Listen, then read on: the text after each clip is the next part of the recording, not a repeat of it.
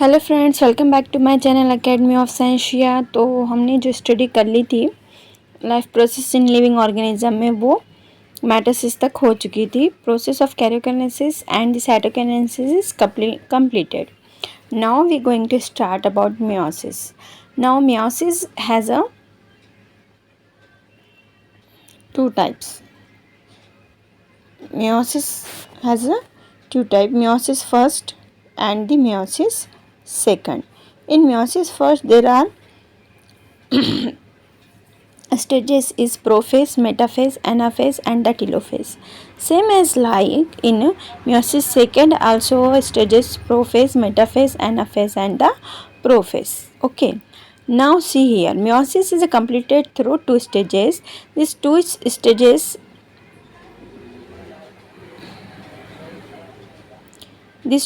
stages are meiosis first and the meiosis second. So, in meiosis first, recombination and crossing over occur between homologous chromosomes, and thereafter this homologous chromosome, not a sister chromatids, are divided into two groups and thus two haploid cells are formed. कि meiosis में क्या होता है? meiosis first में recombination होता है और crossing over होता है। किसके दरमियान रिकॉम्बिनेशन एंड क्रॉसिंग ओवर होता है? In between the homologous chromosomes. कैसे chromosomes? homologous chromosomes, and thereafter this homologous chromosomes not a sister chromate. homologous chromosome के ये समझ लीजिए क्रोमोसोम है, तो इस क्रोमोसोम के जो नॉन सिस्टर क्रोमेटेट्स होते हैं उनके दरमियान क्या होगा? Homologous chromosomes, and thereafter this homologous chromosomes non sister chromatids are divided into two groups. तो होमोलॉगस क्रोमोसोम के बीच में क्या होंगी? क्रॉसिंग ओवर होंगी, रिकॉम्बिनेशन होगा, जिसके बाद सिस्टर नॉन सिस्टर क्रोमेटिड्स क्या हो जाएंगे? डिवाइड हो जाएंगे। क्या हो जाएंगे? डिवाइड हो जाएंगे, and it divided into two groups. Thus two haploid cells are formed, and after that these haploid cells are formed. For example, see here, in meiosis the crossing over is always 2n numbers. This 2n is changes into n number, that means haploid. These are the diploid cells and these are the haploid cells. So in meiosis, whenever the diploid cell is converted into haploid cells, or the homologous crossing over between the homologous chromosomes, non-sister chromatids are divided into haploid cells. Okay, now come to the next point. See here, prophase second, metaphase second, anaphase second, telophase second. अब इसे prophase second इसलिए कहा गया है क्योंकि जो meiosis first था, तो मियोसिस फर्स्ट होने की वजह से prophase first, metaphase first, anaphase first, telophase first, और मियोसिस सेकंड यहाँ पर बताया गया है, इसीलिए prophase second, metaphase second, anaphase second and the telophase second. Now see here, these are the chromosomes. The spindle fibers are formed. Chromosome arranged. The sister chromatids separate and haploid cells are formed. So see here, meiosis is complete through, ये पढ़ लिया था हमने. meiosis second is just like a mitosis. meiosis second किसकी तरह होता है? mitosis की तरह होता है. In this stage two haploid cells or the two haploid daughter cells formed in meiosis first undergo division by separation of recombinant combined sister chromatids. Four haploid daughter cells are formed. कि जो meiosis second में जो two haploid cells form हुए थे वो meiosis second में division में चले जाते हैं. किस में चले जाते हैं?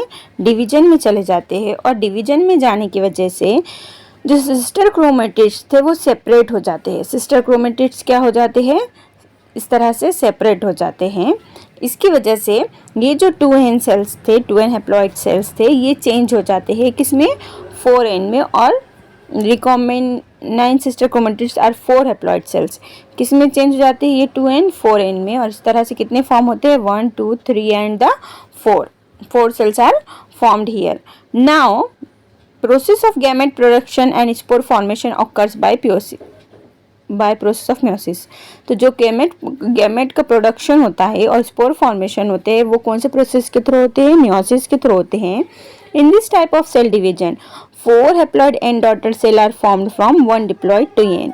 तो यहाँ पे क्या बताया गया है कि जो 2n नंबर्स थे, 2n सेल्स थे, वो किस में चेंज हुए? n नंबर्स में, और ये दो अलग अलग numbers. Now this n numbers or the cells are more goes into the more division and the 4n numbers are formed. How many? 4n, n and n.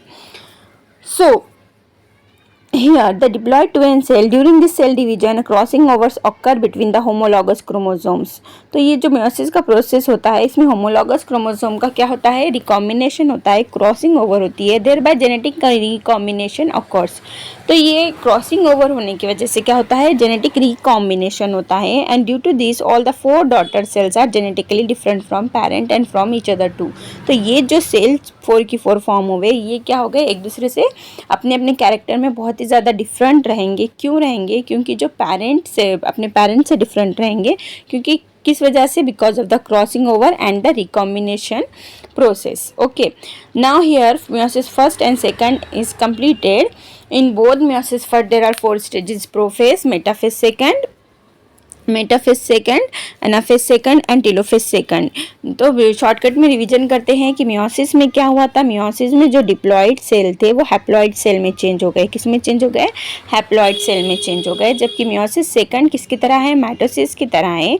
तो ये जो haploid cell n numbers 2n numbers form हुए थे किस में? Meiosis first में। ये किस में चेंज हो जाएंगे? 4n's में चेंज हो जाएंगे। कितने में? 4n number, and 4 haploids are formed here, and these 4 haploid cells are different from each other from their or from their parents because of the process of recombination and the crossing over in a homologous chromosome and the non-sister chromatids or the sister chromatids separate from the each other. Now here meiosis first and second is completed. Now see the small procedure to understand the process. apparatus क्या लगेंगे? Conical flask, glass slide, over cover slip, forcep, compound microscope and the watch glass. Actually ये तो lab में करने का experiment है, लेकिन यहाँ पे समझाया गया है कि हमें apparatus कितने लगेंगे? इतने लगेंगे। मटेरियल के लिए हमको एक साइज ओनियन लेना है, मीडियम साइज ओनियन लेना है और आयोडीन सोल्यूशन लेना है।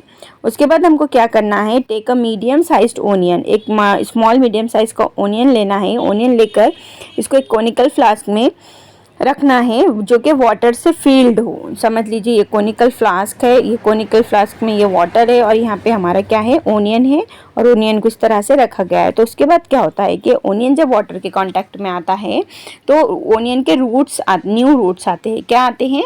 न्यू रूट्स आते हैं। कितने दिनों में? 4 to 5 days में। Now we need to cut this onion tips. तो इसके जो रूट्स होते हैं, यहाँ पे जो टिप्स होते हैं, उस टिप्स को हमको क्या करना है? कट करना है। And take 1 root tip on a glass slide, और जो ग्लास स्लाइड होती है, इस तरह की कांच की स्लाइड होती है, उस पर हमको क्या करना है? वो ओनियन रूट का जो कटिंग पार्ट है वो यहाँ पे हम रखेंगे। Slide and press it with the help of forcep, और फोर्सेप से इसको थोड़ा सा क्या करेंगे? हम प्रेस करेंगे। नाउ